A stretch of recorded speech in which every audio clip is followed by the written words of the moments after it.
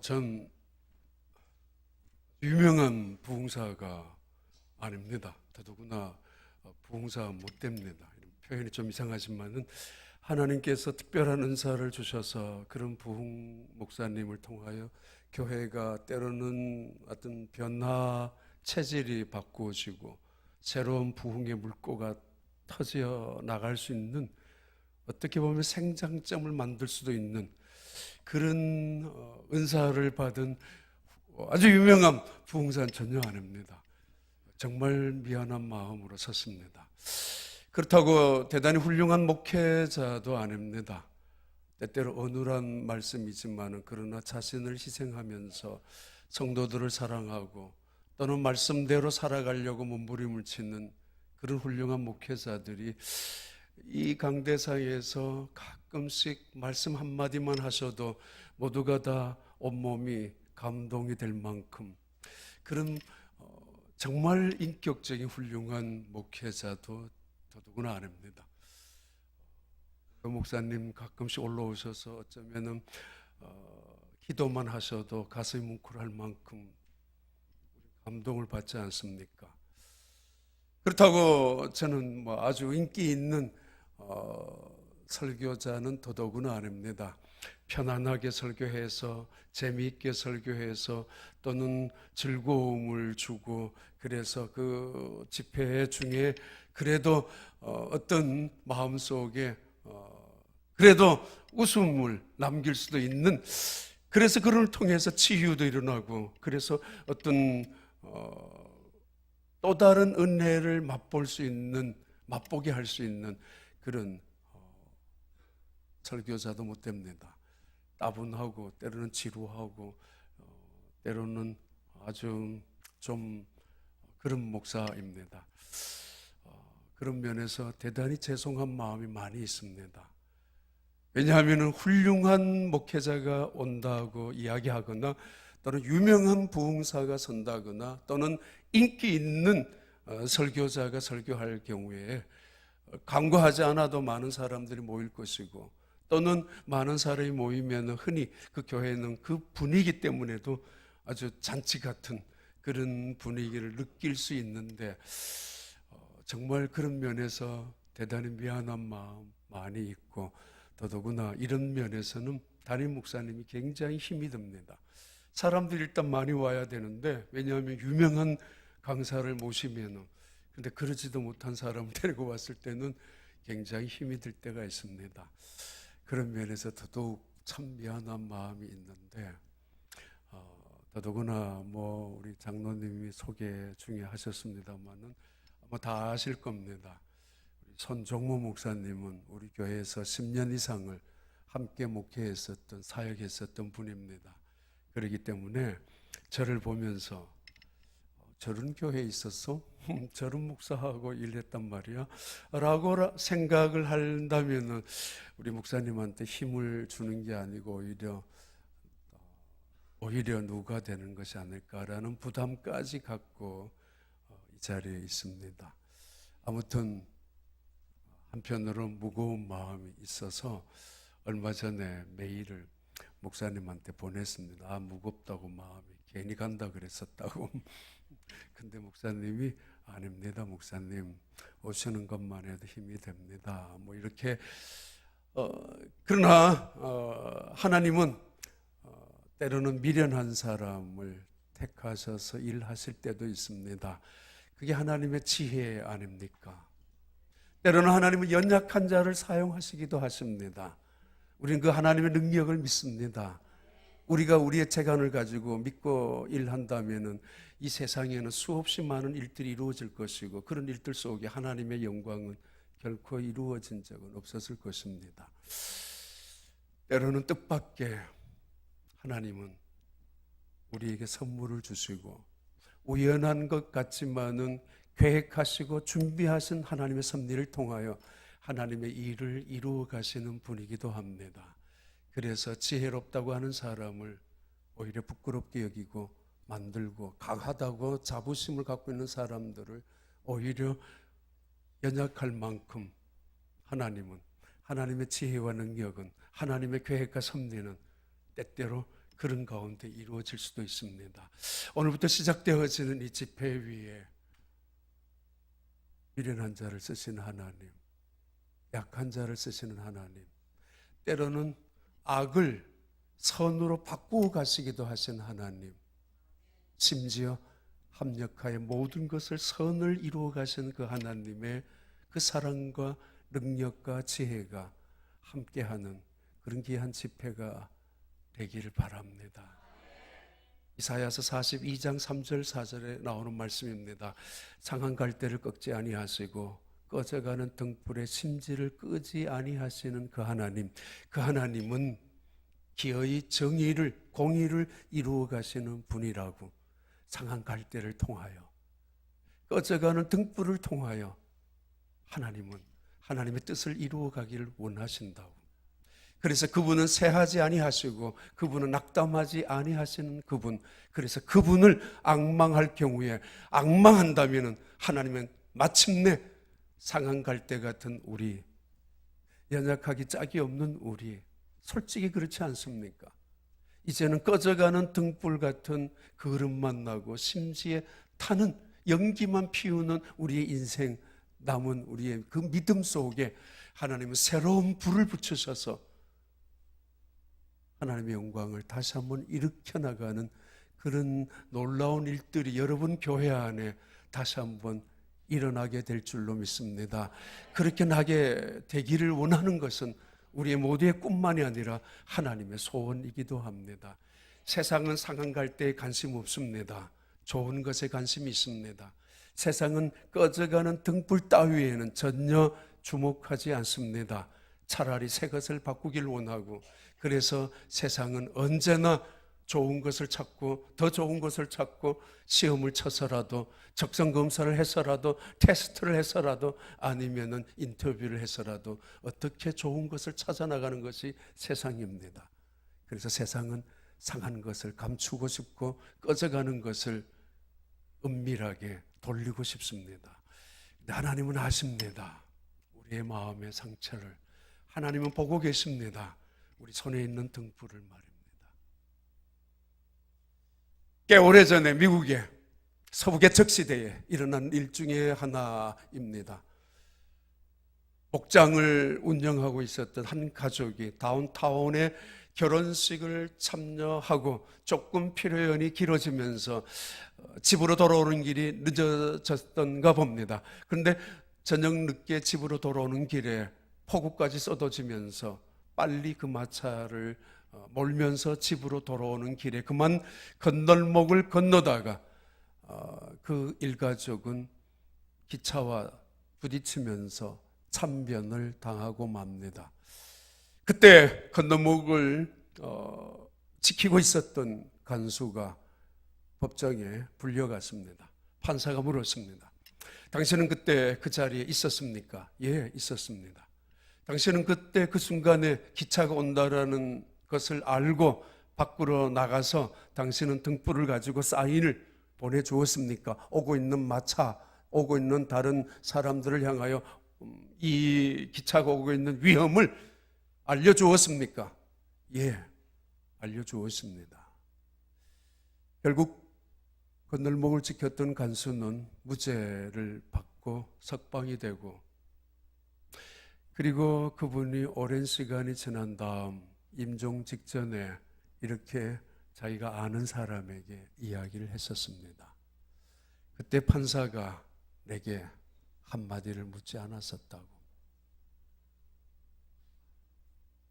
무슨 말입니까? 뭐를 묻지 않았습니까? 그때 그 판사가 나에게 만약에 당신이 들고 있었던 등불이 불이 꺼지지 않고 있었던 것이 사실입니까? 라고 물었다면 난 아닙니다. 내가 들고 있었던 등불은 들고 나간 순간에 꺼지고 말았던 등불입니다. 결국은 내가 흔들고 있었지만은 그것은 꺼진 등불이고 또 아무런 역할을 하지 못했던 등불이었습니다. 그렇게 솔직히 고백하려고 했었지만은 판사는 내게 묻질 않았었다고. 당신이 들고 있었던 등불에 불이 있었느냐 없었느냐고. 기차가 오기 전에 이미 이 간수가 있었던 오피스 안에 그 등불은 가물가물 꺼져 가려고 하고 있었습니다. 이유는 기름이 간들간들 남아 있었기 때문입니다. 그걸 들고 나가자마자 비바람이 몰아치는 폭우가 내려치는 그 순간에 당연히 꺼질 수밖에 없었을 것입니다. 꺼진 등불을 흔들고 있었다고. 꺼져가는 등불은 굉장히 위험합니다. 왜냐하면 자기도 고독하게 만들고 주변에 있는 다른 사람들도 힘들게 만드는 연기를, 그 으름을 피우는 것이 되기 때문입니다.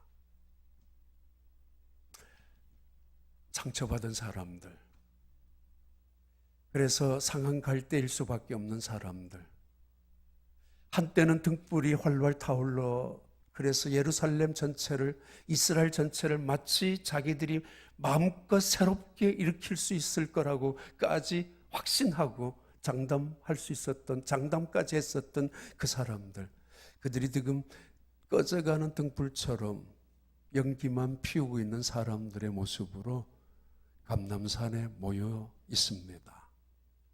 사도행전의 1장의 시작입니다. 상한 갈대들입니다. 그들은 상처받은 사람입니다. 실망한 사람들입니다. 어쩌면 세상 사람들로부터 무시까지 당하는, 아니 어쩌면 버림당하고 있는 사람들이기도 합니다. 그들이 감람산에 지금 모여져 있습니다. 한때는 그들이 들고 있었던 등불이 대단한 불길을 일으켰던 사람들이었지만은 지금은 가물가물거리는, 꺼져가는 등불을 들고 있는 사람들입니다.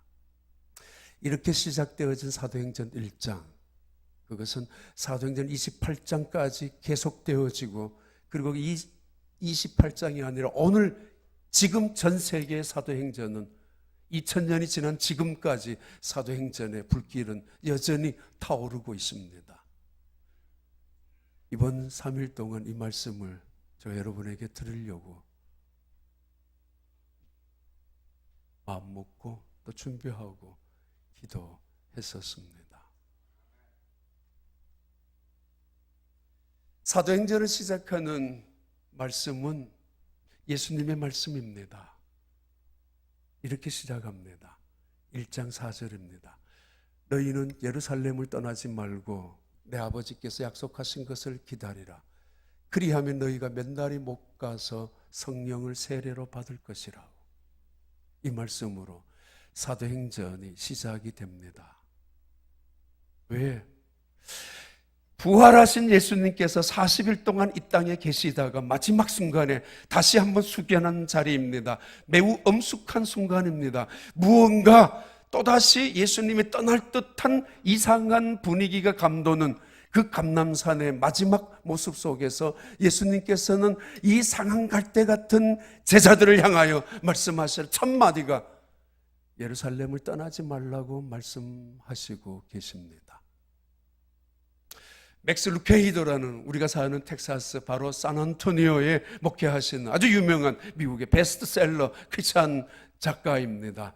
그분의 책 속에 목마름이라는, The Thirst이라는 책 속에 나오는 이야기를 이렇게 이야기합니다. 떠나지 말라라는 이야기는 오늘날 현대인 모든 교회를 향하여 던져주시는 예수님의 말씀이라고, 추상과 같이 던져지는 예수님의 말씀이라고. 마치 상한 갈대같이 그들은 원래는 상한 갈대가 아니었습니다. 사실은. 그러나 이제는 실망투성이요 상처받은 이 사람들, 그들이 감람산에 다시 모여져 있습니다. 그들을 향하여 예수님께서 막 승천하시기 직전에, 그리고 사도행전의 그 포문을 열면서 위대한 역사, 이 인류의 역사의 가장 그레이트 터닝 포인트를 만들어 놓은 아주 위대한 장면인 역사가 사도행전 1장에서부터 시작하는 거 아닙니까? 그 말씀의 시작이 떠나지 말아입니다. Don't leave 예루살렘. 떠나지 마라고.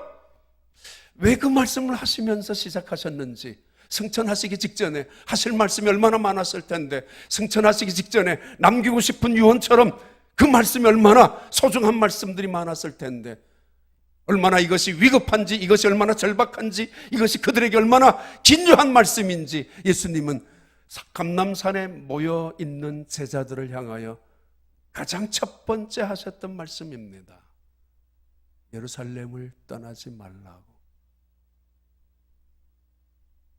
한번 볼까요?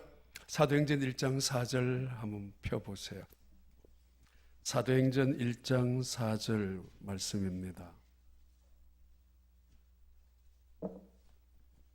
우리 함께 읽습니다. 4절 말씀. 사도와 함께 모이사 그들에게 분부하여 이르시되 예루살렘을 떠나지 말고 내게서 들은 바 아버지께서 약속하신 것을 기다리라 됐습니다. 이 제자들, 그들이 120명이었는지 500명이었는지 혹은 70명이었는지 정확히 알 수 없지만은, 그래도 적어도 고린도전서 15장을 근거로 하면 500명까지 최대, 아니면은 70명 정도까지, 작으면은, 아주 작으면 12명, 11명, 아무튼 몇 명의 제자들이 모여있는 그 자리에서 예수님 말씀하십니다. 너희는 예루살렘을 떠나지 말고 기다리라고. 무엇을 기다리라고요? Wait. 뭐를 기다리라고요? For the Father had promised. 내 아버지께서 너희에게 약속하신 것이 이루어질 때까지 기다리라고 말씀합니다. 지금 이들은 예루살렘을 떠나야 될 이유가 많이 있습니다. 예루살렘, 하나님을 예배하는, 하나님의 임재가 약속되어진 장소, 바로 성전이 있는 곳이고, 적어도 1년에 3차례 이상 반드시 제사를 드려야 되는 성전, 그곳이 예루살렘이었습니다. 그러나 제자들은 그곳을 떠나고 싶습니다. 왜냐하면 거짓과 위선과 가면으로 뒤덮여진 도성이기 때문입니다. 안식일이면 수많은 사람들이 예루살렘 성전을 드나들고, 아니 안식일이면 거룩한 대제사장의 복을 입고 있는 제사장들, 성경책을 들고 가르치는 서기관들, 두 손을 들고 기도하는 바리새파 사람들, 율법을 지키려고 애를 쓰고 있는 그 사람들, 그러나 그들이 예수님을 죽였습니다. 음모와 술수가 난무하는 예루살렘, 권력을 위하여 암중을 모색하고 투쟁을 위하여 자기의 이권을 위하여는 별별 짓을 다하고 있는 그들, 예루살렘 성전이 장사꾼들로 소굴로 만들어져 버릴 만큼 제사장과 장사꾼들이 결탁하고 있는, 때로는 서기관과 바리새야 그리고 사두개파가 한패 작당을 내서 예수님을 죽이고 싶었던, 죽이고야 말았던 그 사람들이 살고 있는 예루살렘, 이게 무슨 예루살렘이야? 이게 무슨 교회야? 이게 무슨 성도들이야? 저게 무슨 목사야? 저런 사람도 장로야. 그러면서 모두가 다시는 예루살렘에 올라가고 싶지 않다고, 다시는 교회 가고 싶지 않다라고, 떠나가야 될 이유 수만 가지, 수천 가지, 수백 가지를 대면서 때로는 침을 뱉고 떠나가고 싶어하는 사람, 그 사람들 중에 몇몇 사람들이 감람산에 있는 이 제자들이었습니다. 예루살렘 성전 치우라 그래. 차라리 집에서 TV 보고 인터넷 보고 예배 드리고 싶어. 그게 차라리 죄 안 짓는 거 아니냐라고. 그들은 예루살렘 하면은 그것만은 있는 건 아닙니다. 정말 떠나고 싶었습니다. 더 이상 싸우고 있는 그 교회, 그 꼴 보기도 싫고, 더 이상 파당 만들어서 언제나 싸우고 있는 그런 자리에 누구 편을 드는 것 더 진저리 의가 나서 전화 올 때마다 없어요, 전화 올 때마다 싫어요, 전화 올 때마다 난 몰라요, 이 편 저 편 다 싫단 말이에요. 마치 그렇게 말하는 사람 내가 의로운 것 같고, 마치 그런 말을 하고 있는 나는 거룩한 사람처럼 진실한 사람처럼 보일 수도 있겠지만은 하여튼 어떤 의미에서든지 다 싫어서 떠나가고 싶어하는 사람들, 그들이 감람산에 있는 제자들이기도 합니다. 그런데 말입니다, 한편으로 그들도 마음이, 자책감이 많이 있습니다. 예루살렘에 예수님과 함께 올라올 때 적어도 3번 이상은 올라왔을 텐데, 유월절을 지키기 위하여, 아니면 그 이상의 몇 번이나 올라올 때마다 그들은 흥분했었고 감격했었습니다. 얼마 후에 우리 예수님께서 이 예루살렘 도성에 틀림없이 어떤 자리를 차지하고 새로운 나라를 건설할 것이라는 그 생각 속에 그들은 들떠 있었음에 틀림없었을 것입니다. 그런데 그 예수님이 그들의 생각과는 전혀 뜻하지 않게 십자가에 처형당하고 말았습니다. 뭐야? 그 예수님께서 신문을 당하고 고문을 당하고 수욕을 당할 때 그들은 어디에 있었습니까? 누구 하나 그 자리에 나가서 우리 예수님은 그런 분이 아니라고, 적어도 내가 3년 동안 따라다닐 때 이분은 절대로 그런 말을 한 적이 없고 그런 일을 한 적도 없고 나쁜 일을 한 적은 더더구나 없다라고 뻔히 알면서도 누구 하나 선뜻 재판정에 나가서 예수님을 변호해 준 제자는 아무도 없었습니다. 그분이 백성들에게, 아니 그 군인들에게, 졸개들에게 침뱉음을 당하고 또 뺨을 얻어맞고 채찍질을 당할 때에 견딜 수 없는 모욕을 함께 느낄 수 있었을 텐데 누구 하나 그 자리에서 안 돼요, 저분 때리지 마세요, 더 이상 나를 때려달란 말이에요, 누구 하나 그런 제자 없었습니다. 예수님 잘 나가실 때, 인기 있었을 때, 뭐 사람들에게 환호받을 때 대단히 앞장서서 모두가 다 자기 없으면 안 되는 것처럼 떠들다가 막상 예수님이 그 순환과 고난과 죽음 앞에 걸어갈 때 모두가 다 꽁무니를 내린 채로, 숨을 죽인 채로, 언제 그러냐는 뜻이 난 저 사람 몰라요 라고 했었던 제자들, 마치 그 예수님을 대신하여 한마디 하면은 내가 손해볼 것 같고 그 예수님을 위하여 뭔가 내가 증언이라도 서면은 나는 이제는 모든 것을 내려놓아야 되는 그런 사람이 되는 것처럼, 그래서 지금은 아니야 라고 이렇게 저렇게 변명하면서 지나왔던 그 사람들, 자기들이 무슨 염치로 예루살렘에 남아 있겠습니까? 무슨 체면으로 예루살렘에 다시 돌아갈 수가 있겠습니까? 무슨 입장으로? 나는 죄인이란 말이야, 내가 무슨 제자야. 한편으로 제자처럼 살아가려고 노력도 해보았고 제자처럼 행동하려고 성경도 배우고 열심으로 봉사도 하고 헌신도 했지만은 그러나 말입니다, 그 사람들은 누구 하나 예수님을 지켜준 사람 없었습니다. 그래서 그들은 그래 집사로 1년 해봤는데 할 수도 있는 일이 별로 없고, 내가 열심으로 봉사 구역장도 하고 열심으로 노력했는데 뭐 한 구역을 맡아 해보니까 어느 순간에 구역원들 다 떠나가고 자괴감에서 나 이제 못해요, 연말만 되면 목사님 나 집사도 못하고 구역장도 못해요. 왜냐하면 해봤는데 안 되니까 나 이제 조용히 예수만 믿고 싶은데요. 그러다가 어느 날 떠나갑니다.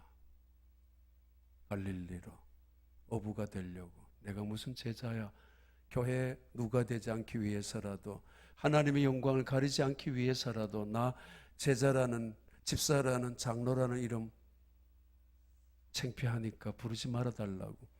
내가 창피한 게 아니고 하나님이 창피할 수도 있으니까. 어쩌면 그런 마음을 가지고 그들은 이미 갈릴리에 떠나갔던 사람들이었고 어떻게 다시 감람산에 예수님과 함께 모여 있는지 모르지만은 여전히 그들의 마음속에는 예루살렘을 떠나려고 생각하고 있었던 게 틀림없었습니다. 그들을 향하여 예수님 말씀하시는 말씀입니다. 예루살렘을 떠나지 마라. 우리는 뭔가 문제만 생기면 떠날 생각부터 하고 궁리부터 합니다. 어디를 가야 좋은 곳인지, 어디를 이사 가야 좋은 곳인지. 캘리포니아에서 텍사스로 꽤 많은 분들이 이사를 내려오셨습니다. 한동안에는. 그리고 이 동부 지역의 뉴욕이나 뉴저지 쪽에서, 메릴랜드 쪽에서는 아틀란타 쪽으로 많이 내려오셨던 것도 알고 있습니다. 어느 쪽으로 가야 살 수 있을까? 때로는 직장을 찾아서, 어떤 사람은 직장을 옮겨보기도 합니다. 어떤 사람은 사업을 바꾸어 보기도 합니다. 어떤 사람은 차를 새로 사고, 어떤 사람은 큰 집을 구입하기도 합니다. 심지어 어떤 사람은 사람을 바꾸어 보기도 합니다. 이 사람은 틀렸다고 다른 사람은. 예수님 말씀입니다. 잠깐만. 넌 기다리라고. 기다려보라.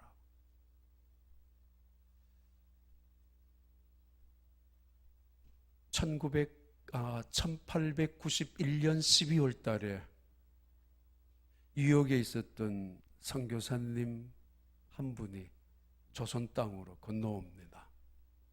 그리고는 그분이 조선 땅까지 건너와서 이 여자분을 찾아서 다시 건너온 카나다 출신 선교사님 한 분이 한국에 가서 1892년 2월 달에 두 사람은 최초로 대한민국이라는 나라에서 서양식 결혼식을 올린 선교사님 부부가 있습니다.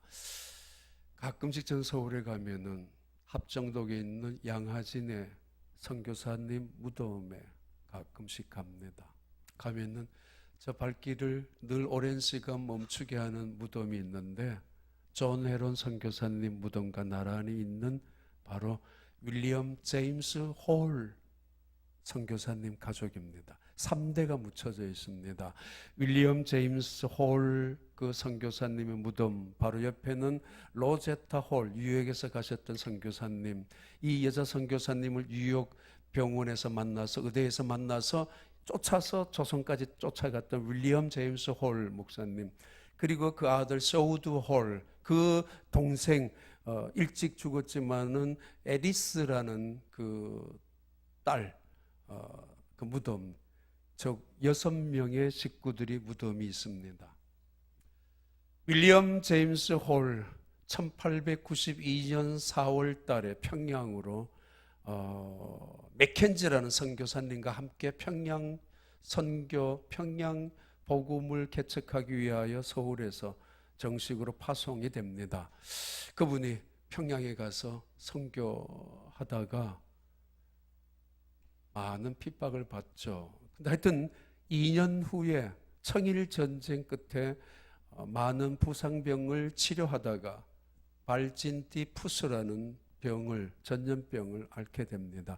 결국은 그 병을 곧 자기 회복되지 못한 채 그분은 조선 땅에 밟은 지 4년도 못 되고 3년이 지나자마자 그분은 돌아가셨습니다. 이 윌리엄 제임스 홀 목사님이 돌아가실 때 그의 아내 로제타 홀의 몸속에는 7개월 된 아들이 있었습니다. 유복자가. 그리고 2살짜리 딸이 있었고, 이 남편이 죽고 나서 그것도 허망하게 불과 4년도 지나지 않고 죽은 다음 로제타 홀의 마음속에는 떠나가고 싶은 생각밖에는 없었습니다. 그러다가 1년 후에 그의 딸 에디스라는 딸마저 죽었습니다. 3살, 4살 정도 되는 그 딸마저. 평양에서 자기를 돕고 있었던 어떤 남자 성도의 덩어리에 자기 딸을 시체를 메고 평양에서부터 서울까지 내려왔습니다.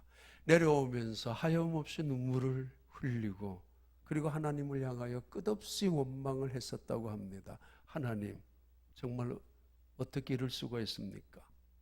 내 남편을 1년 전에는 데리고 가고 지금 또 내 딸마저. 그래서 그 딸을 자기 아빠가 묻혀져 있는 양하진, 옛날에는 잔다리꼴이라고 했던 그 양하진 그 무덤 옆에, 아빠 무덤 옆에 묻으려고 죽은 자기의 딸을, 시체를 다른 남자 성도님의 등에 업혀고 데리고 오는 그런 긴 시간 속에, 그런데 그의 마음속에 계속 들려왔던 남편의 음성이 있었다고 합니다. 당신 어떤 일이 있어도 조선을 버리지 말아라.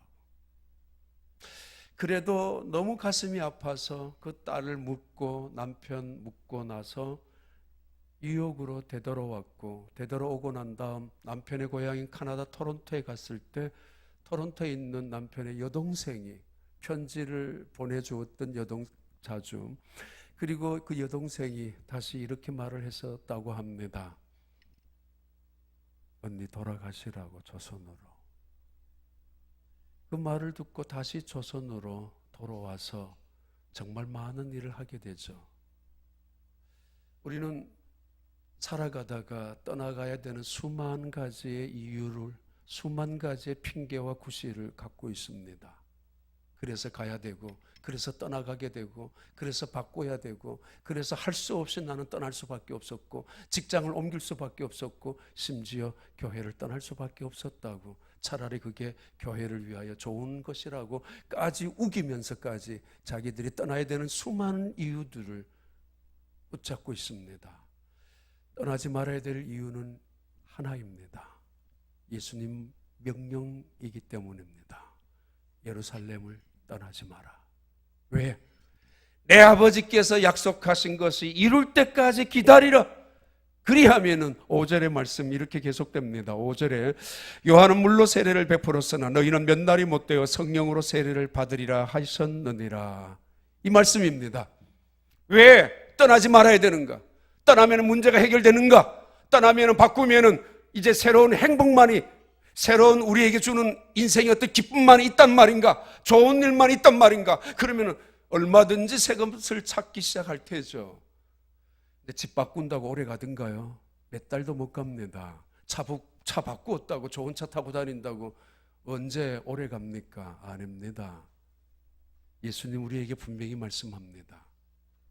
너희들 떠나지 말아야 되는 이유를, 기다려야 되는 이유를, 그래서 몇 날이 못되어 너희들이 성령을 세례를 받을 것이라는 그 이유를 설명하고 있습니다. 우리한테 You will receive the baptism of Holy Spirit in a day, in a few days. 몇 날이 못돼요. 이 제자들에게 하고 있는 예수님의 말씀, 대단히 우리에게 어쩌면은 신학적인 논쟁을 불러일으킬 수 있는 문제이기도 합니다. 아니 성령 세례를 다시 받으라고? 아니 성령 세례를 뭐를 말하느냐고? 아니면 성령 세례는 도대체 우리 신학적으로 어떤 것을 염두에 두고 하시는 말씀이냐고? 쉽게 생각하는 것이 이것입니다. 십자가는 하나의 상징입니다. 그러나 이 상징이 우리 속에 체험이 될 것이라고. 관념적인, 생각적인 어떤 속에서 습관적인 신앙의 형태 속에서, 지식적인 삶의 형태 속에서 우리의 신앙이 새로운 체험과 경험과 그 체험과 경험을 통하여 실제적인 사건을 경험하면서 그것이 능력으로 나타날 것이라는 예수님 말씀입니다. 이 제자들은 3년이나 교육을 받았습니다. 말씀을 배운 사람들입니다. 하나님의, 예수님의 말씀을 직접 들었던 말씀을 눈으로 보고 귀로 들었던, 그리고 그 많은 기적들을 경험한 제자들입니다. 그러나 아직도 뭔가 부족할 수 있다고 느낄 수 있지 않습니까? 우리의 신앙이 언제 불이 붙을 수 있습니까? 우리의 신앙이 언제 확신에 서서 이 세상을 향하여, 이 세상 어떤 사람들도 어떤 것들도 우리의 믿음을 감당치 못하는 믿음을 가질 수가 있겠습니까? 이념적인, 사고적인, 관념적인 생각에 머물렀던 내 신앙이, 머릿속에 있던 신앙이 실제적인 형상으로, 실제의 사건으로, 실제적인 우리의 삶 속의 하나의 형태로 등장하는 것, 결국은 깨달아지는 것, 느껴지는 것, 손으로 만지는 것, 눈으로 확실히 바라보는 것, 그 신앙을 이야기하고 있습니다. 너희는 몇 날이 못되어 결국 성령으로 세례를 받게 될 것인데, 그 성령의 세례를 통하여 너희들은 능력을 더 얻게 될 것이고, 실제적인 상징적인 것을 가지고, 이 이미지만 가지고, 관념적인 생각으로만 가지고 예수 믿는 것이 아니라 예수가 어떤 분인지, 십자가가 정말 예수님이 나를 위하여 죽으셨고 다시 부활하셨다는 것, 관념 속에는 수없이 알고 모태에서부터 배워온 사건이지만은 실제적으로 내 신앙생활 속에서 실제적으로 그랬었구나, 이것이었구나. 그래서 그 십자가의 무릎 앞에, 이 십자가 앞에 무릎을 꿇고 내 자신의 비참한 죄를 향하여 회개하고, 때로는 십자가 앞에서 두 손을 들고 그 하나님의 놀라운 은혜와 사랑 앞에서 감격해하며 찬양하는 그 십자가로, 밤이 맞도록 그 십자가의 의미가 무엇인지 깨달아지고, 밤이 맞도록 그 십자가를 통해 나타난 하나님의 능력이 무엇인지를 체험하면서 며칠이 지나도록 찬송을 부르며 춤을 췄던 것, 그것을 의미합니다.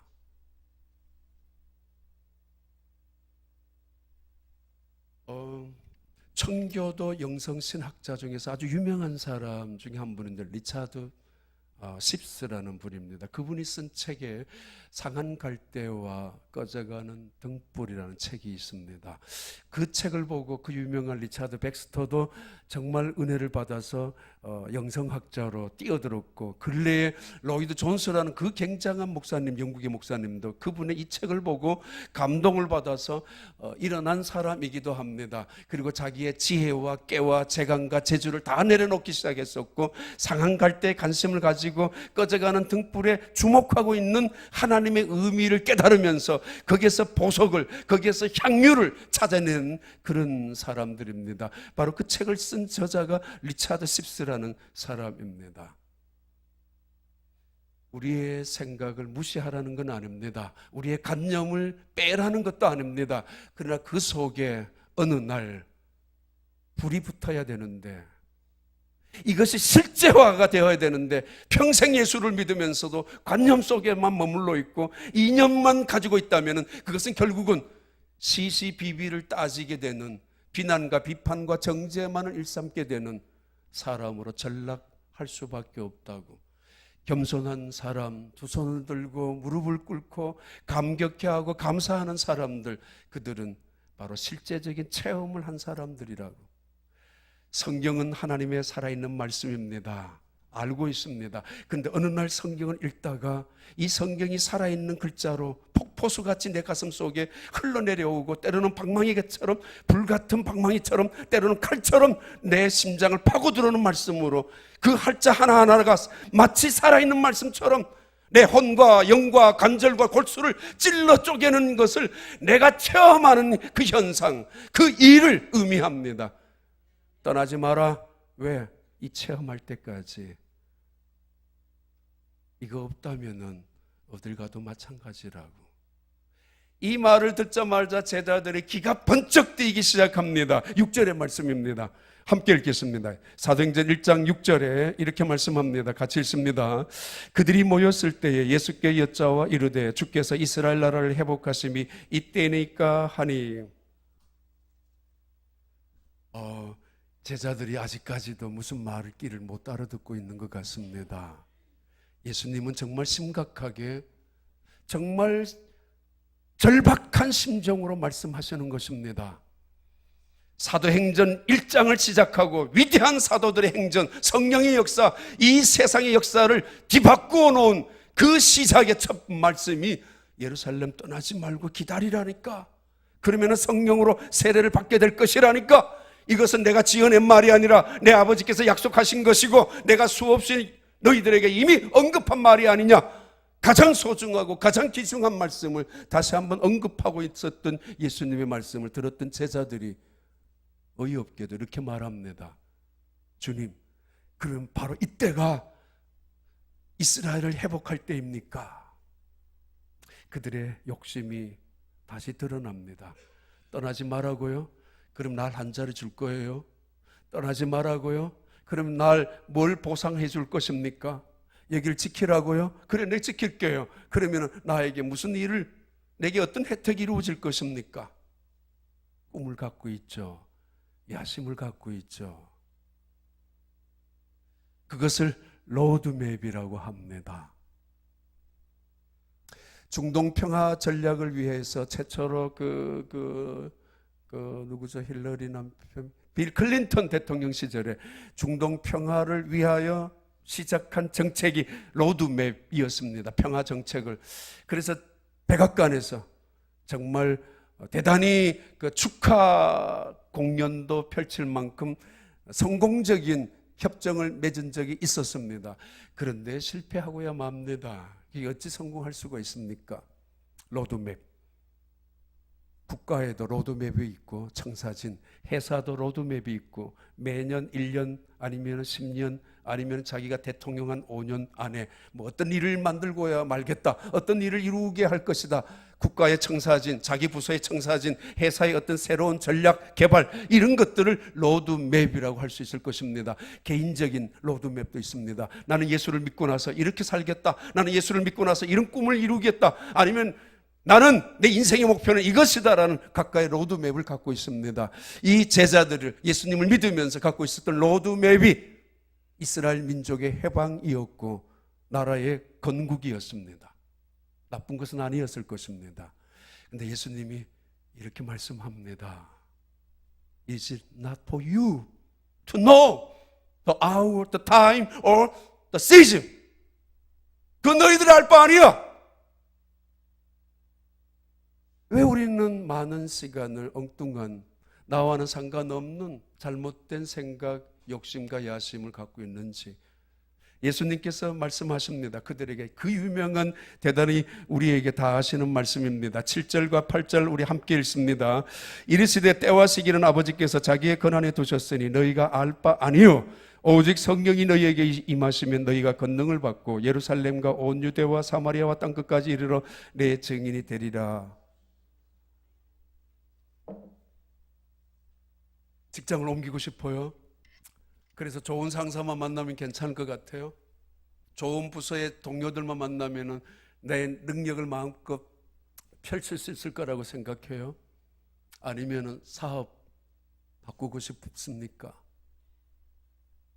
아니면 지금은 아니겠지만 교회를 바꾸고 싶습니까? 얼마나 좋은 사람을 만나야 여러분 만족할 수 있습니까? 아닙니다. 이 세상에 내 마음에 꼭 맞는 사람은 없습니다. 결코 없습니다. 있을 수가 없습니다. 천사도 내 기분 맞춰줄 수 없습니다. 솔직히 말하면 우리가 얼마나 변덕스럽고 우리가 얼마나 탐욕이 많고 우리가 얼마나 교만한데 나를 맞춰줄 수 있는 사람이 직장에 가도 사업장에 가도 그 손님들 아닙니다. 로드맵을 갖고 있지만은 하나님도 로드맵을 갖고 있습니다. 우리를 향한. 예수님도 우리를 위하여 로드맵을 갖고 계셨습니다. 그 로드맵을 예수님은 지금 말씀합니다. 오직 성령이 너희에게 임하시면 너희가 권능을 받고 예루살렘과 유대와 사마리아와 땅끝까지 이르러 내 증인이 되리라고. 예수님이 말씀하시는, 예수님이 품고 계셨던 로드맵이었습니다. 하나님을 믿는 사람들이, 그리고 예수님을 나의 구주로 고백하는 사람들의 변화는 이것을 말합니다. 내 생각과 내 모든 고집에서 하나님의 생각으로 옮겨가고 내 시간, 타임 스케줄, 타임 테이블에서 하나님의 타임 스케줄로 옮겨가는 것, 내가 인생의 주인으로 살았던 내 인생의 주인 그 세계관에서 하나님을, 이제는 예수님을 내 인생의 주인으로 믿고 따라 옮겨가는 것, 그게 믿음의 세계 아닙니까? 그게 믿음의 고백이죠. 그게 세례 고백하는 순간 아닙니까? 그렇다면은 나의 모든 로드맵을 예수님께 맞춰야 합니다. 나의 모든 욕심을 예수님이 원하시는 마음으로 바꾸어 가야 합니다. 아니, 그것이 하나님의 명령입니다. 하나님이 주신 언약, 하나님이 주신 약속은 세 가지로 요약합니다. 첫째는 우리에게 주신 그 명령이 있는데 그 명령은 세 가지입니다. 생명이라는 명령, 사명이라는 명령, 계명이라는 명령입니다. 생명, 살아라. 생육, 번성, 충만, 정복, 다스리라, 이 5가지는 우리를 향하여 생명을 살으라라는 하나님의 명령입니다. 어리석은 사람, 정말 미련한 사람은 살으라는 우리에게 생명을 주셨는데, 살으라고 명령하시고 계시는데, 사는 순간에는 죽지 못해서 발둥바둥하고, 살 때는 원망하고 불평하고 죽는 날만 기다리는 것처럼, 마치 저주받은 것처럼 살아가는 사람, 정말 미련하고 어리석은 사람, 가장 불쌍한 사람입니다. 그러다가 정작 죽음 앞에 섰을 때는 하나님 살려주세요, 왜 나를 데려가세요, 한 번만 다시 기회를 주세요, 막상 살으라고 명령했을 때는 마치 사는 것이 원수인 것처럼 살았던 사람이 말이에요. 정작 하나님이 부를 때는, 부르는 것도 하나님의 명령입니다. 오라고 하는 것도. 생명, 이거 하나님이 우리에게 살라고 하셨던 명령입니다. 살라고 하실 때 힘있게, 살라고 하실 때 아름답게, 살라고 할 때 선하게, 믿음으로 살아가는 것이 가장 큰 축복입니다. 감사하며 사랑하며 사는 것 말입니다. 믿음 속에서 하나님과, 만약에 선악을 알게 나무의 열매를 따먹으면 죽는다, 이거 뭐예요? 너 사는 길이 따로 있는데 그렇게 살지 말라는 거죠. 똑바로 살아라는 이야기입니다. 하나님의 명령은 계명이 있습니다. 그리고 사명이 있는데, 사명은 뭐예요? 우리에게 무엇을 위하여 살아야 하는지를 가르쳐주는 명령입니다. 이거죠. 구약에서는 내가 너로 큰 민족을 이룰 것이다, 너로 복의 근원이 되게 할 것이다, 이것이 하나님께서 구약의 이스라엘 민족에게 주셨던 사명이었다면, 신약 우리에게 주신 사명은 이것입니다. 오직 성령이 너희에게 임하시면 너희가 권능을 받고 예루살렘과 유대와 사마리아와 땅끝까지 이르러 내 증인이 되리라고. 이것이 하나님 우리에게 주신 명령 중에 나타나는 사명입니다. 어디를 떠날 생각하고 또는 벗어날 궁리하고 이사갈 궁리만 하고 있는 그들에게, 때로는 이 문제 해결을 위하여, 때로는 이 문제를 벗어나기 위하여, 때로는 새로운 돌파구를 차지하기 위하여, 때로는 새로운 결심을 가지면서, 그래 맞아, 이젠 새로운 땅에 가서 미국에 가서 살자라고 그러면서도 결심하고 오는 사람도 있습니다. 한국에서 추석 전에 한 번 있은 적이 있었습니다. 홈쇼핑 시간이었는데 1시간 만에 580억 매출을 올렸던 것이 뉴스에 나온 것을 보았습니다. 1시간 만에 580억을 팔았는데, 그 홈쇼핑에서 팔은 것이 뭐냐 하면은 이민 상품이었습니다.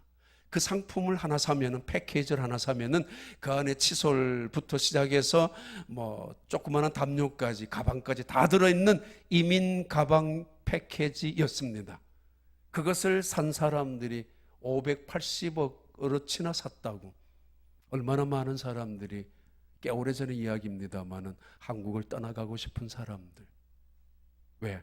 자녀의 교육을 위하여. 왜? 보다 나은 삶을 위하여. 왜? 새로운 것을 결심하고 새로운 삶을, 어떤 비전을 이루기 위하여. 왜요? 한국 꼴도 보기 싫어서, 정치가들 꼴 보기 싫고, 공무원들 꼴 보기 싫고, 더러워서, 침뱉고, 부정부패가 많아서 떠나고 싶다라고. 그래서 떠나와서 미국까지, 호주로, 카나다로, 뉴질랜드로, 아시아로, 필리핀으로 떠나간 사람들, 그들이 잘 살고 있던가요? 결심만 한다고. 자, 이제는 휴스턴을 가자고. 그래서 캘리포니아에서 꽤 많은 사람들이 휴스턴에 내려왔다가 다시 다 되돌아 올라간 사람들이 거의 반 이상 되돌아 올라갔습니다. 문제가 뭐예요? 주님이 우리에게 원하시는 문제가 뭐예요? 너희가 먼저 해야 될 것이 있다고. 성령의 사람이 되어야 된다. 성령의 충만한 능력을 덧입는 것이라고. 내가 이 세상 살아가면서 감격이 식어지고 감동이 없어지고 어느 순간 메말라지는 인생을 살아가는 것, 때로는 그래서 부정과 때로는 원망과 불평이 더 많아지고 있는 이유가, 섬김과 봉사보다가는 팔짱을 낀 채로 냉소적으로 변해 가고 있는 이유가, 그러면서도 다른 궁리를 하고 있죠. 다른 곳을 찾아가 볼까라고 하고 있는 사람들을 향하여 문제가 뭔 줄 아느냐? 오직 성령이 너희에게 임하시면 너희가 권능을 받게 되는 것이라고. 너희가 왜 쓰러졌느냐? 예수님이 돌아가시는 그 십자가에 처형당하는 순간에 너희들이 왜 전부 다 꽁문을 뺏는 줄 아느냐? 아니, 너희들이 3년 동안 신앙생활 했으면서도 3년이나 성경을 배웠으면서 3년이나 예수님께서 그 많은 기적을, 물 위를 걸어가시고 파도를 꾸짖으시고 죽은 나사를 불러내시고 나인성 가부의 아들을 일으키시고 야이로 해당장의 딸을 그냥 말씀 한마디로 그냥 깨우셨던 예수님, 보면서도 알면서도 생생하게 기억했으면서도, 아니 심지어는 예수님 이름으로 귀신을 쫓아낸 적이 있었으면서도 또다시 이렇게 허약하기 짝이 없는, 예루살렘을 떠나고 싶다라고, 갈릴리로 돌아가자라고, 무슨 제자냐고, 무슨 예수님 믿는 사람이냐고, 우린 그럴 수 없다라고, 때로는 자괴감에, 때로는 세상을 원망하고, 때로는 스스로 변명을 찾으면서 어부나 해야지, 고기나 잡으러 가야 돼, 우리께 무슨 우리가 뭘 할 수 있느냐라고 그들의 어깨를 움켜잡고 예수님 하시는 말씀입니다. 오직 성령이 너희에게 임하시면 너희가 권능을 받고 예루살렘과 유대와 사마리아와 땅끝까지 이르러 내 증인이 되리라고. 한 번도 갈릴리 외에는 떠나가 본 적이 없는 어부들, 무식하기 짝이 없는 어부들, 예루살렘에 어쩌다가 한 번씩 올라가서 그 예루살렘의 웅장한 성전을 바라보면서 눈이 희둥거려지고 입이 벌어질 수밖에 없었던 이 촌사람, 이 갈릴리 사람들에게 예수님이 하시는 말씀입니다. 너희가 성령을 받으면 능력을 받게 될 것이고 너희가 온 세상을, 무슨 온 세상입니까? 그들의 머릿속에는 나사렛, 갈릴리, 가버나움, 그런데 그들에게 꿈과 비전을 주십니다. 성령이 너희에게 임하시면 권능을 받고 예루살렘과 유다와 사마리아와 땅끝까지 이르러 내 증인이 될 것이라고 말씀하고 있습니다. 이것은 주님의 약속입니다. 동시에 명령입니다. 제가 오면서 부담이 많이 됐다 그랬죠. 내가 잘못하면은 또 뭐 잘못하고 잘하고 뭐 그런 건 아니지만 그래도 혹시 실망이라도 하면 우리 목사님 얼마나 마음이 아플까. 근데 아까도 와서 이렇게 보니까 우리 사모님도 아까 이렇게 봤는데 마음이 찡하긴 합니다. 많이 고생을 한 번도 안 해본 분들입니다. 솔직히 말해서 사모님은 특히 고생도 안 해보고 힘든 거 별로 겪어보지도 못한 분들인데 마음은 너무 좋은 분들이죠. 어떻게 하지? 잠시 있으면 마음이 찡했습니다. 앞으로. 그런데 여러분, 제가 느끼고 있는 것이 있습니다. 오는 공항에서부터 장로님 뵈면서, 권사님 또 전도사님 뵈면서 이분들의 마음속에 뭔가 희망이 생기기 시작하고 이 교회 안에 어떤 영적인 분위기가 다시 생성하고 있는 느낌이 느껴지고 있었고 또 듣고 있습니다. 이미 예루살렘과 유다와 사마리아 땅끝까지 이르러 증인이 된다라는 이 약속은 이 제자들에겐 얼토당토 않는 예언이었고 약속이었고 명령이었습니다. 이게 무슨 이야기입니까? 말도 되지 않는 것입니다. 그런데 그들은 이 말씀을 그대로 받아들였습니다. 빨리 결론을 맞추려고 합니다. 자, 12절부터 이렇게 말씀을 12절부터 14절까지 이 말씀입니다. 우리 함께 읽습니다. 12절부터 제자들이 감람몬이라 하는 산으로부터 예루살렘에 돌아오니 이 산은 예루살렘에서 가까워 안식일에 가기 알맞은 길이라. 들어가 그들이 유하는 다락방으로 올라가니 베드로, 요한, 야고보, 안드레와 빌립, 도마와 바돌로메, 마테와 및 알페오의 아들 야고보, 셀로신 시몬, 야고보의 아들 유다가 다 거기 있어 여자들과 예수의 어머니 마리아와 예수의 아우들과 더불어 마음을 같이하여 오로지 기도에 힘쓰더라. 오로지 기도에 힘쓰더라.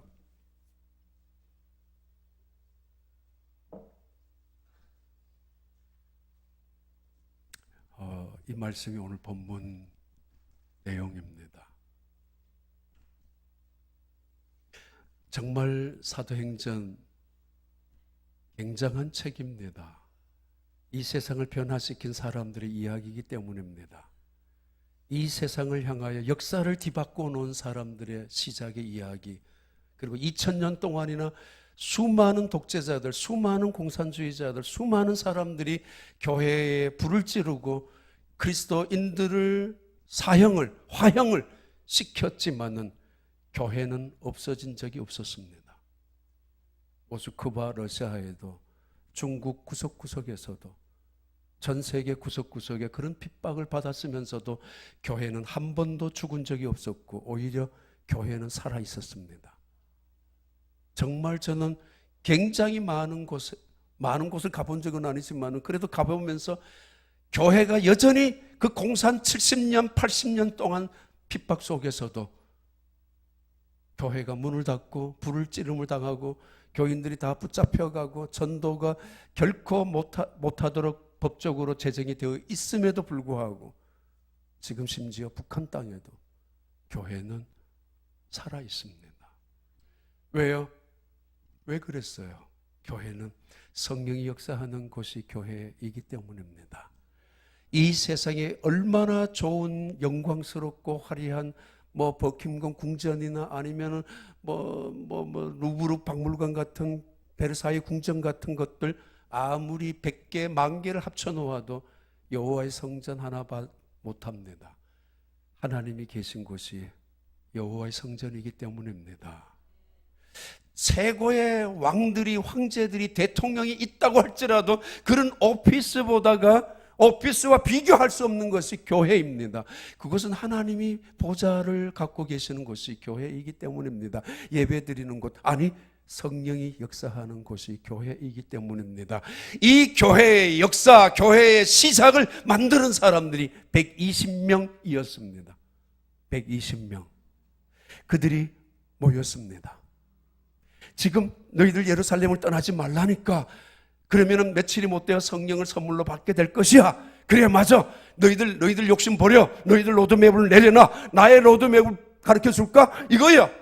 오직 성령이 임하시면 너희가 권능을 받고 예루살렘과 유다와 사마리아 땅끝까지 이르러 너희가 내 증인이 될 것이야 라고 말씀하시자마자 예수님은 평소에 예루살렘에 올라가실 때마다 기도하셨던 감람산에서 승천하셨습니다. 만약 예수님이 승천 안 하셨다면 지금까지 귀신처럼 돌아다니고 계실 거예요. 그거 정말 이상한 일 아닙니까? 근데 예수님은 올라가셨습니다. 왜요? 그곳에서 내려오셨기 때문에. 왜 올라가셨습니다? 왜요? 다시 오실 것이기 때문에요. 그러나 그분은 올라가셨지만은 성령은 우리 가운데 남겨놓고 가셨습니다. 막 승천하시는 예수님을 눈이 빠지게, 아니 상상도 못했습니다. 전설 속에서만 들었던 이야기, 동화책 같은 이야기, 엘리야가 구름 속에서 병거를 타고 올라가시고, 그리고 에녹이 하나님의 부름을 받고 하나님 앞에 올라갔다는 이야기를 전설처럼 들었지만은 마치 자기들 눈앞에서 예수님께서 그렇게 산채로 구름 속에 올라가실 줄은 몰랐던 이 제자들, 여전히 어안이 벙벙하게 쳐다보고 있는 그때에 천사들이 나타납니다. Why are you standing? 왜 이 자리에 서 있느냐라고. Into the looking heaven. 왜 하늘을 보고 쳐다보고 있느냐고. 뭘 쳐다보고 있는? 이제 끝이야. 순식간에 예수님은 사라지고 말았습니다. 그런데도 그 구름 사이를 정말 뚫어지게 쳐다보고 있죠. 왜? 너무도 황홀하니까. 왜요?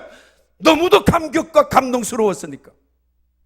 예루살렘에 수만 명, 적어도 요세푸스의 역사가 의하면은 8만 명에서 12만 명이 거주하고 있었던 예루살렘 성에 아무도 볼 수가 없었지만은 감람산에 있는 사람들은 생생하게 보았습니다. 그러면서 눈을 뜨고 바라보고 있는 순간에 천사가 말합니다. 왜 보고 있느냐라고. 너희들이 쳐다보았던 예수님은 다시 그대로 오실 것이라고. 맞습니다. 주님 다시 오십니다.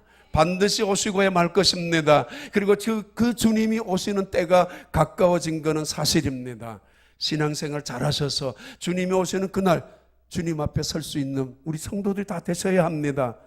왜 쳐다보느냐라는 말을 듣자마자 이 120명, 아니 이 500명 혹은 70명은 깜짝 놀랍니다. 맞아! 돌아가자라고. 어디로요? 예루살렘으로. 떠나지 말고 예루살렘으로 돌아갑니다. 그래서 마가다락방에 모였습니다. 예수님 말씀을 순종합니다. 예수님의 약속을 믿었습니다. 예수님의 명령에 순종합니다.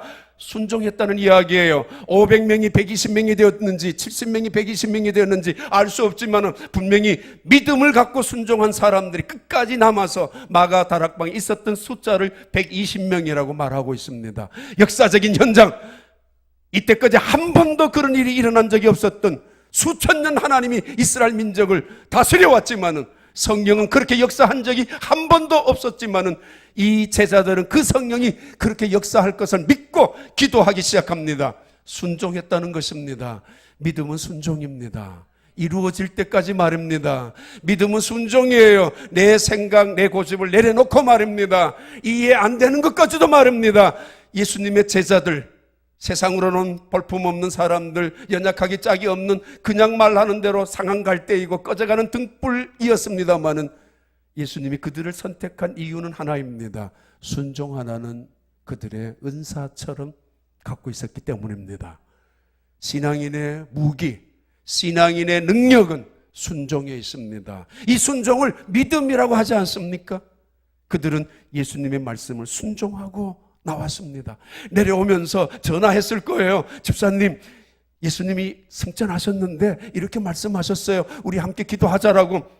집집마다 두들겼습니다. 내려오면서 예수님을 만났던 사람, 예수님의 은혜를 받았던 사람, 이 집 저 집에게 전화하고 이 집 저 집 찾아가서 예수님 방금 우리 눈앞에서 승천하셨는데 우리한테 기도하라고 말씀하셨다고, 그리하면 성령을 선물로 주실 것이라고, 그리고 그 성령을 받으면 우리가 능력을 받아서 이 세상에 위대한 증인이 될 것이라고 약속하셨다고. 예수님이 살아계셨을 때 기적을 경험한 사람들, 예수님이 살아계셨을 때 은혜 받은 사람들 집집마다 찾아다니면서 전화하면서 이번에 집회에 있다고 모이자고, 이번에 다시 새로 목사님 오셨다라고, 한번 가자고, 우리 다시 시작하자라고. 그런데 다 모이지는 않았습니다. 무슨 일 때문인지 핑계대고 무슨 이유 때문인지 시간을 기다리는 기회자들이 남아있는 법입니다. 500명이었다면 380명은 남편 밥을 위하여, 자식들을 위하여 바쁜 일 때문에 집으로 내려갔을 것입니다. 잘못된 것은 결코 아닙니다. 그러나 그들 120명 중에 들어가지 못한 그들은 역사의 현장에 빠지고야 말았습니다. 가장 위대한 역사의 현장 속에 빠졌던 사람. 내가 오늘 하루쯤 주일날 안 가면 어떠냐고, 내 한 번쯤 집회에 빠지면 어떠냐고, 내 한 사람쯤이면 없어도 되지 않겠느냐라고 생각할는지 모르지만은 내 하나 빠지면은 죽는 줄 알아야 합니다. 내 집회에 내가 없으면 안 되는 줄 알아야 합니다. 이거 독선이 아닙니다. 내가 그 자리에 내가 만약에 빠졌다면은, 그 축복의 순간에, 그 역사적인 현장에 내가 없었다면은 얼마나 아쉬운 일 아닙니까? 흔히 우리 어렸을 때 장사꾼들 날이면 날마다 오는 거 아니라고. 순종, 그것은 믿음입니다. 그리고 그들은 화목합니다. 용서를 합니다. 서로 사랑합니다. 120명, 그들 어쩌면은 50명이 70명으로, 70명이 120명으로 더 불어왔다면 하여튼 믿고 모인 사람들이 120명이었지만은 조그마한 다락방 요 정도 반밖에 안 되었을 것입니다. 아무리 크더라도 3분의 1 정도였을 텐데 그 자리에 120명, 그것도 여자들이 100명 가까이나 됩니다. 불편합니다. 힘듭니다. 짜증납니다. 더더구나 밖에서는 지금 여전히 서슬이 시퍼렇게 살아 있습니다. 예수님을 처형시킨 지 얼마 되지 않고 예수님을 죽인 그 무리들이 여전히 권력을 잡고 있는, 사두개파와 대제사장이 권력을 잡고 있는 그 순간에 예수님의 제자들이 예수님의 말씀을 믿고 모여 있다면 우리 잡아가라, 그거와 마찬가지거든요. 우리 여기 있다고 잡아가라고. 그런 위험한 순간임에도 불구하고 그들은 모였습니다. 내적으로 불편하기 짝이 없습니다. 더더구나 거기에 베드로가 있습니다. 저 베드로 무슨 낯짝으로 여기 왔어? 예수님 살아계셨을 때 혼자 잘난 척 하더만. 그런데 예수님 재판당할 때 모른다고 했다지? 침까지 뱉었다지? 저주까지 했다지? 이것이 과장되고 증폭되고 나중에는 예수님 바라보면서 저 예수님 안다면은 내 성을 갈겠다고 했다지? 나쁜 소문을 이렇게 더 번지는 법 아닙니까? 그러면 그 베드로가 거기 있다면 사람들 한마디씩 하고 지나갈 겁니다. 베드로, 당신이 무슨 염치로 여기 와 앉아 있어요? 당신 회개부터 하세요. 당신 보니까 나 교회 나갈 생각 없어요. 당신 없어져야 됩니다. 아니면 다른 사람들끼리 말했을 거예요. 베드로는 제발 빼달라고. 저 사람 없으면 내 교회 가겠다고. 그 교회 가겠다고. 그 사람 꼴 보기 싫다라고. 아니, 베드로는 할 말 없어요. 이놈들 봐라. 난 그래도 예수님의 그 재판받는 자리까지 갔었어. 너희들은 뭐야? 너희들은 도대체 뭘 잘했는데? 할 말 따진다면 누구나 다 할 수 있습니다. 요한은 요한대로, 빌립은 빌립대로, 안드레는 안드레대로, 도마는 도마대로 다 할 말이 있고, 그리고 그 중에서도 예수님의 어머니 마리아 얼마든지 큰 소리 칠 수 있습니다. 이놈들 제자들 11명 이까지 것들이 남자야? 너가 그래도 최소한 도리도 없어. 어떻게 스승을 그렇게 헌신작처럼 버릴 수가 있다가 여기에 다시 왔느냐고. 재직회로 모이든지 당회로 모이든지 공동의회로 모이든지 누군가가 법이요 소리 들면서 우리 지난 과거를 한번 따지고 지나갑시다. 전례를 얻기 위해서라도, 우리가 전통을 만들기 위해서라도 뭐가 잘못됐는지, 어디서부터 잘못했는지, 누가 잘못했는지 한번 따져보자고. 기록에 남겨두자라고. 그냥 은혜로 지나갈 수 없다라고 누군가가 말하기 시작했다면은 그 마가다락방은 그냥 끝나고 말았을 것이고, 그리고 그 120명은 역사에 부끄러운 사람들이 되고 말았을 것입니다. 그들은 서로가 이해합니다. 나도 그랬을 거야. 나는 그보다 더 했을 거야.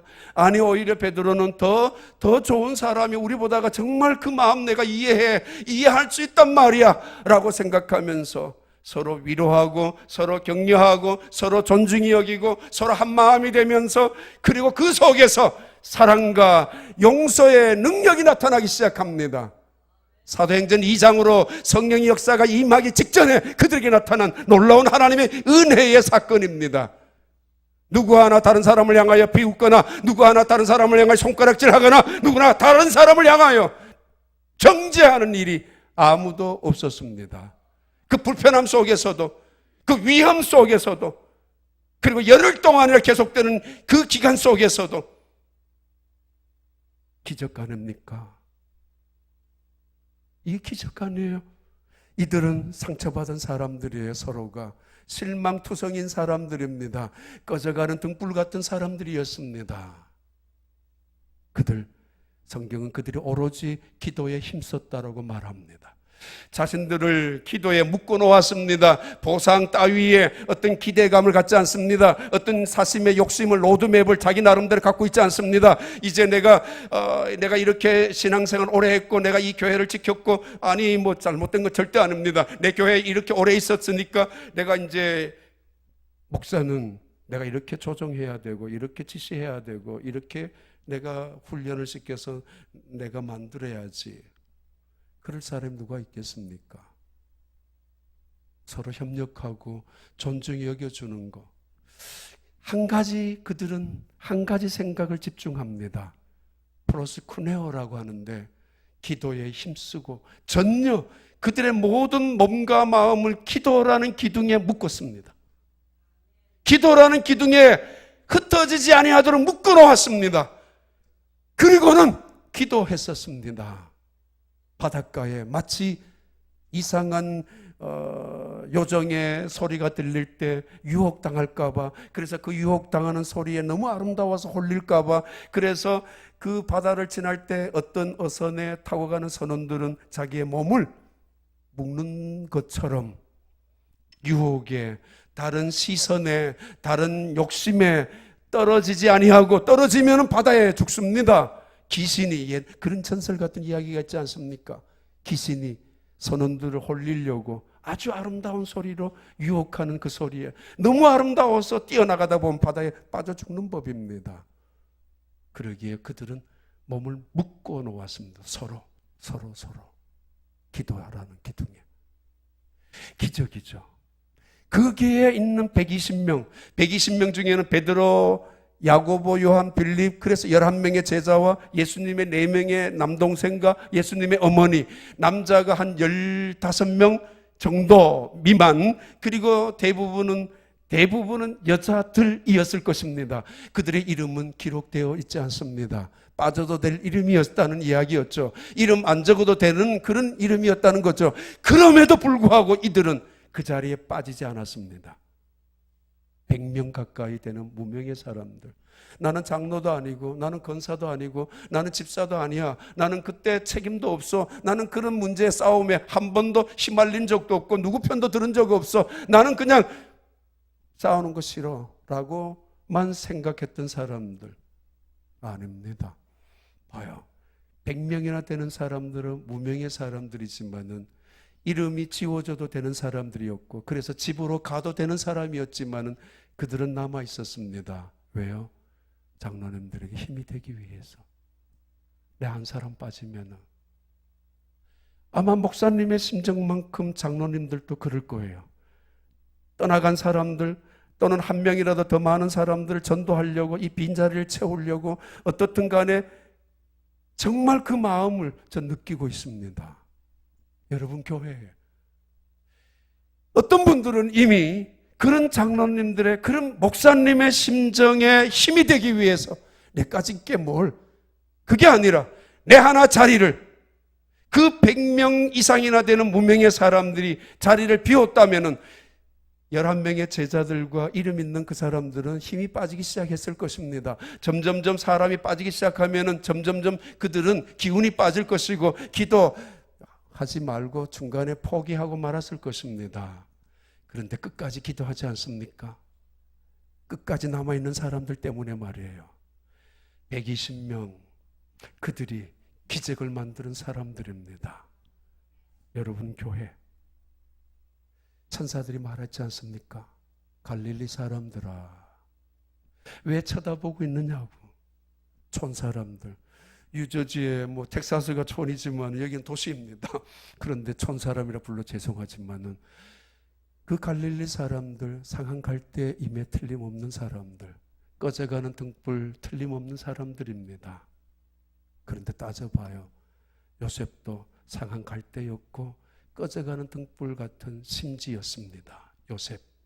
다윗도 언제나 그렇게 인생을 살아갔던 상한 갈대였습니다. 한 번도 마음속에 정말 진정으로 편안할 날이 없었던 사람, 그 다윗 아닙니까? 상한 갈대 투성이었습니다. 사람들에게 미움받고 오해받고 핍박받고 자식들에게까지 상처받았던 사람. 모세, 그 위대한 민족의 영웅 지도자였지만은 그 모세도 자기의 동족들에게 거절당하고 심지어 광야에서도 돌로 던지움을 당하기 직전까지 갔던 사람이 모세였습니다. 성경에 나오는 사람들, 하나님이 쓰기 시작한 사람들, 그들은 상한 갈대 같은 사람이었습니다. 세상은 상한 갈대에 관심 없습니다. 세상은 꺼져가는 등불에 전혀 관심이 없습니다. 그런데 정말 여러분, 40년이나 넘은 교회, 이제 70이 되고 80이 되어가는 여러분, 나 이제 상한 갈대야. 나 이제 꺼져가는 심지야. 한때 등불이 있었고 한때 활활 타올랐고 한때 영광도 있었지만은 아니야, 나 이제 아무것도 할 수 없다고. 아닙니다. 모세에게 80년 만에 찾아와서 가시떨기에 불을 붙여주셨던 하나님, 다윗에게 왕의 기름을 발라준 다음 적어도 20년 이상이 지난 다음에야 통일왕국의 왕이 되었던 다윗, 13년이나 오랜 시간 노예로 청지기로 제수의 자리까지 내려가게 했었던 요셉, 상한 갈대였습니다만 하나님은 그를 버리지 아니하셨습니다. 그를 결코 잊어버린 적도 없었습니다. 예수님, 그분은 이 세상에 상한 갈대를 위하여 오셨습니다. 예수님, 그분은 오늘 또 갈릴리 사람들을 향하여 꺼져가는 등불에 심지를 붙이기 위하여 오셨던 분입니다. 이사야서 53장 2절 3절 4절에 나오는 말씀입니다. 그는 고운 것도 없고 그래서 연한 순 같아서 아무것도 사람들에게 흠모할 것이 없는 것이 메시아 예수님 예언이었습니다. 그래서 사람들에게 멸시를 받아서 버림받았고, 그래서 우리와 같은 질고와 간고를 겪은 사람으로 수많은 상처, 수많은 아픔을 겪은 예수 그리스도. 왜요? 우리의 질고와 우리의 간고를, 우리의 상처를 치유하기 위하여. 그래서 그의 찔림은 우리의 허물을 인함이요 그의 상함은 우리의 죄악을 인함이라. 그가 징계를 받음으로 우리가 평화를 얻었고, 그가 채찍에 맞음으로 우리가 나음을 입었도다. 그분이 우리의 상한 갈대를 존귀하게, 우리의 상한 갈대를 다시 강하게, 우리의 상한 갈대를 치유하기 위하여, 회복시키기 위하여 그분이 그 온몸의 상처를 받으셨고 온몸의 인생의 질고와 강고를 끌어안고 사셨단 말입니다. 채찍에 맞으시면서 살점을 뜯어 찢겨지면서 우리의 상한 갈대 같은 인생을 회복시켜 주시기 위하여 상한 몸으로 사시다가 죽으셨다는 것입니다. 우리의 상한 갈대를 존귀한 하나님의 자녀로, 영광스러운 하나님의 일꾼으로 세우기 위하여 말입니다. 이미 꺼져가는 등불 꺼져도 됩니다. 이미 꺼져가는 심지 기름 없어도 됩니다. 새로운 등불을 사야 됩니다. 그게 훨씬 더 편할 것입니다. 젊은 사람, 젊은 일들, 새 것이 필요합니다. 그런데 하나님은 꺼져가는 심지에 주목합니다. 그래서 예수님이 십자가 위에서 피를 쏟으셨고 물 한 방울 남기지 아니하고 쏟으셨던 이유가 그거 아닙니까? 그리고는 부활하셨던 예수님께서 만나는 제자들을 향하여 인사할 때 샬롬이라고 말씀하셨고, 그리고는 성령을 받으라고. 꺼져가는 심지 같은 그런 등불을 가지고 있는 제자들의 마음속에, 그들의 영혼 속에 불을 붙이기 위하여 성령을 불어주셨던 예수님 아니십니까? 여전히 갈릴리 바다에서 그물을 내리고 있던 그 베드로, 그 제자들에게 상한 갈대이죠, 이젠 꺼져가는 등불입니다, 나는 제자 아니라고, 제자 될 수 없다라고, 이제는 예루살렘 가기도 싫다라고, 나 누구도 전화하지 마라고. 하나님은 괜찮고 예수님도 괜찮지만 교회는 짜증난다고. 누구도 나를, 내가 때가 되면 내가 알아서 갈 테니까 아무도 나를 괴롭히지 말라고. 상처투성이인 교회 가서 받은 사람들, 이제는 한때는 활활 타오랐던 기름처럼, 등불처럼 봉사하는 앞자리에, 예배하는 앞자리에 눈물을 흘리면서 봉사하고 눈물을 흘리면서 은혜 받았던 사람들, 이제는 싫어. 그 물 내리고 있는 그를 향하여 예수님 찾아가셨습니다. 베드로야, 너 나 사랑하니? 넌 아직도 날 사랑하니? 난 너를 사랑하고 있어. 난 너를 포기하지 않고 있어. 난 너에게 다시 불을 붙이고 싶어. 사명의 불을. 난 너의 가슴 속에 불 붙는 성령의 불을 다시 붙이고 싶어. 아니, 한 번도 나는 너를 포기하거나 나를 낙심해 본 적이 없으니까 다시 너만 분명히 알아달라고. 너 나 사랑하니 아직도? 그가 실수를 했고, 그가 잘못을 했고, 그가 예수님을 모른다고 저주까지 했던 것, 그거 상관하지 아니하고 주님은 그의 가슴 속에 성령의 불을 붙이고 싶어 하십니다. 정말 성령이 그에게 불이 붙기 시작하면 성령이 능력으로, 성령이 세례로 그를 충만하게 새롭게 만들기 시작하면 그는 이 세상이 감당지 못하는 하나님의 사람으로 우뚝 세워질 것을 예수님은 알고 계셨기 때문입니다. 여러분, 포기하지 마십시오. 낙심하지 마십시오. 내 나이가 70인데 80인데 우리 교회가 이미 이런데, 아닙니다. 다시 주님은 불을 붙이고 싶어 하십니다. 그리고 계속 불을 붙이기 위하여 무릎을 꿇으시고 엎드리셔서 말씀으로, 성령으로 우리에게 그 바람을 불어넣어 주시는 분입니다. 우리 어렸을 때 불 붙이기 위하여 애를 많이 썼잖아요. 불 붙이는 거 쉽지 않았잖아요. 그래서 종이를 가지고 흔들고 부채를 가지고 흔들고 아니면 입으로 불잖아요. 조그마한 불씨 하나만 있으면은, 조그마한 불씨 하나만 보면 그거 살아내려고 온갖 그 손바닥 가지고도 붙이잖아요. 그 불을 기어이 붙여내려고, 살려내려고. 주님은 우리 마음속에, 우리 속에 있는 불씨 하나를 찾고 계십니다. 우리 속에 있는 불씨, 아직도 꺼지지 않은 불씨 하나를 기어이 찾아내시고 기어이 불고 계십니다. 불을 붙이려고, 활활 타오르게 하려고 말입니다. 이 이야기만 하고 마칠게요. 예루살렘 아니 스위스에 아주 유명한 교회가 하나 있습니다. 지금은 없어졌다고 말하는데 오래전에 책 속에, 그림책 속에 나온 이야기입니다. 정말 좋은 교회입니다. 그런데 관광객들이 가면은 저녁에 오세요 라는 편말로 붙여놨다고 합니다. 저녁에 오셔야 된다고. 그래서 관광객들이 뭐야 저녁에 오라니. 그래서 해가 진 다음 저녁에 딱 올라가서 산 위에 올라가 보면은 등불을 들고 성도들이 하나씩 하나씩 교회로 올라온다고 합니다.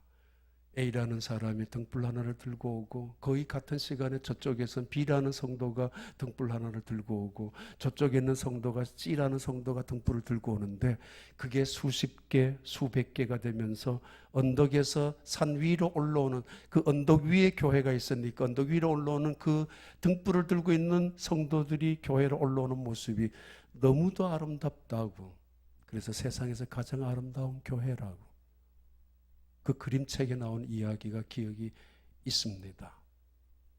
등불을 붙이는 사람들, 혼자의 등불이 순식간에 산불도 일으킬 수도 있지만은 내 하나의 등불, 그리고 또 한 사람의 손에 있는 등불, 2개가 3개가 되고 3개가 6개, 10개, 그럴 때 교회는 세상에서 가장 아름다운 교회가 될 것입니다. 여러분의 손에 들고 있는 등불을 먼저 밝히시길 바랍니다. 그래서 다른 사람들도 함께 밝혀지기를 바랍니다. 그래서 여러분 교회가 정말 아름다운 교회로서 새롭게, 정말 새롭게 불을 붙여나가는, 그래서 이 땅을 향하여 오직 성령이 너희에게 임하시면 너희가 권능을 받고 예루살렘과 유다와 사마리아와 땅까지 이르러 내 증인이 된다라는 하나님의 약속처럼 이 세상에 누구도 감당할 수 없는 하나님의 증인으로 살아가는 여러분 귀한 교회 성도들이 다 되시기를 축복합니다. 하나님 아버지,